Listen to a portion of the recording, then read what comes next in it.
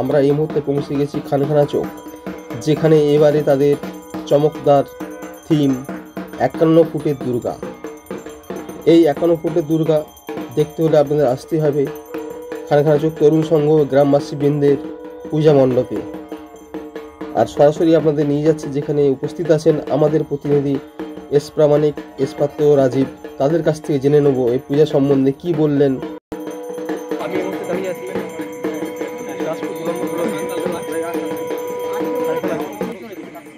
আমি ঘুরতে ঘুরতে পেয়ে গেছি এখানকার পূজা কমিটি সম্পাদক, সভাপতি এবং আরও সমস্ত সদস্যকে। তো আমি ওনাদের কাছ থেকে পূজা সম্বন্ধে কিছু কথা জেনে নেব। প্রিয় দর্শক, দেখতে হবে।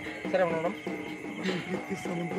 আমি এই খানখানা সর্বজনীন আমি আমাদের এই যত সদস্য প্রত্যেককে নিয়ে আমরা এই সিদ্ধান্তটা নিই। আমাদের সিদ্ধান্ত এটাই, যেহেতু এটা দুর্গা পুজো, এই দুর্গাকেই আমরা জনসমক্ষে বড় করে তুলে ধরতে চেয়েছি। তাই আমরা প্রশাসনিকভাবে 51 ফুট পর্যন্ত যেহেতু পারমিশন পেয়েছি, তাই আমরা চেষ্টা করেছি 51 ফুটের মধ্যেই সীমাবদ্ধ রাখা। তাই মাকে 51 ফুট হিসেবেই জনমানুষে তুলে ধরেছি। বাজেট কি আছে? বাজেট প্রায় 30 লক্ষ টাকা, 20 লাখ। আচ্ছা, রাজ্য সরকার থেকে 1,10,00,000 টাকা যেটা দেওয়া হচ্ছে অনুদান, সেটা কি আপনারা পেয়েছেন? সেটা পেয়েছি আমরা, সেটা সমস্ত সামাজিক কাজে ব্যবহার করি আমাদের সরকারি। তো আপনাদের পুজো কমিটি দুর্গা পুজো করে কি বিভিন্ন সামাজিকমূলক কাজও করেছে? সারা বছরই আমরা বিভিন্ন রকম ক্রিয়াকলাপের সঙ্গে যুক্ত থাকি, বিভিন্ন সামাজিক সচেতনতা প্রোগ্রাম করি। এই পুজোকে কেন্দ্র করে আমাদের বিভিন্ন রকম সচেতনতা প্রোগ্রাম হয়েছে। সম্প্রতি ডেঙ্গির প্রকোপ চলছে, ডেঙ্গি নিয়ে আমরা প্রচার করছি। এছাড়াও আমরা ডেঙ্গির জন্য আমরা সম্প্রতি মশারি দান করেছি। পুজোর উদ্বোধনের দিন আমাদের উদ্বোধক ছিলেন জেলার সহসভাধিপতি, পশ্চিম মেদিনীপুর জেলার সভাধিপতি অজিত মাইতি। আর এছাড়াও আমরা বিনামূল্যে স্বাস্থ্য পরীক্ষা শিবির করেছি এবং আমাদের আরও বিভিন্ন রকম কর্মসূচি নেওয়া আছে পুজো করতে। আপনাদের এই যে বাজেট, এই বাজেট তো আর 1,10,00,000 টাকা হয় না। বাকি অংশের টাকাটা কোথা থেকে কোন কাজ দিচ্ছে বা গ্রামবাসী মিলে?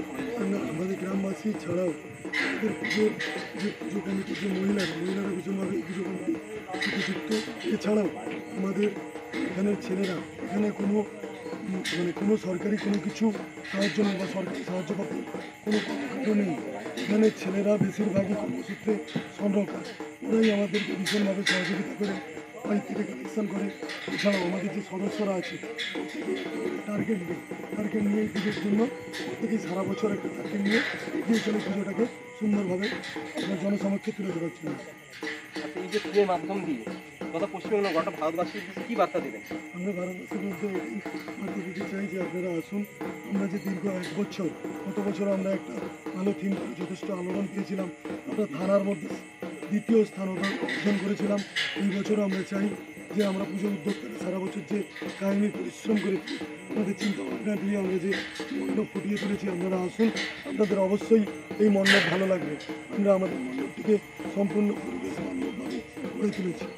আপনাদের এত বড় থিম, অসংখ্য লোকের সমাগম, সেই কারণে আপনার সরকার পক্ষ থেকে বা আপনার এই যে প্রশাসনিক সহযোগিতা সব পাচ্ছেন? প্রশাসনিক সমস্ত অনুমোদন আমাদের নেওয়া আছে।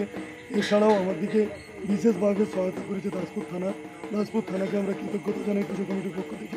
আমাদের এই মণ্ডপে যথেষ্ট আলোড়ন পড়েছে, প্রত্যেক দিন যথেষ্ট ভিড় সমাগম আছে। দাসপুর পুলিশ প্রশাসন আমাদেরকে সহায়তা করেছে প্রশাসনিকভাবে।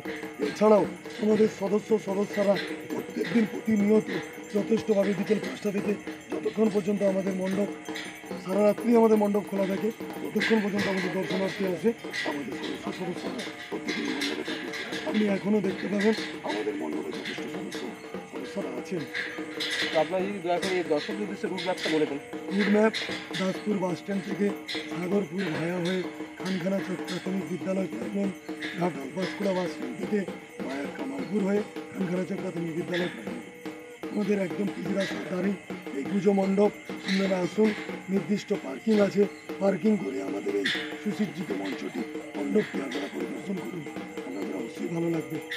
আমাদের চ্যানেলের পক্ষ থেকে আপনাদের পুজো আরও দীর্ঘজীবী হোক এই কামনা রেখে ক্যামেরা এস প্রামাণিক, এস পাত্র, কলকাতা।